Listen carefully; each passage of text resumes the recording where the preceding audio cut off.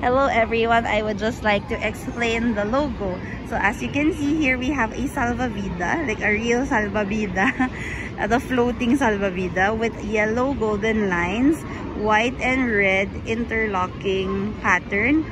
We have the blue word for salvavida, the cross that's color black, and ministries that's color green. Ministries plural because we still don't know God's leading, whether this will be just for preaching, for Bible study, for language, or even for music ministries. That's why it's plural, ministries.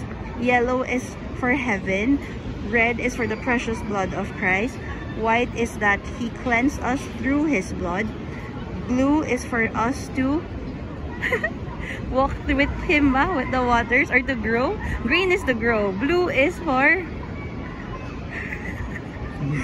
black is because ityang tisip dike, or He died on the cross for our sins. The blue one, I'll get back to you. Anyways, all those colors meant I got the inspiration from the Evangel bracelet, and you will also hear it from the song that I will be uploading in a few seconds. Thank you so much. We hope that we will be able to partner with you in prayers and also maybe in offerings or in supplication and fasting.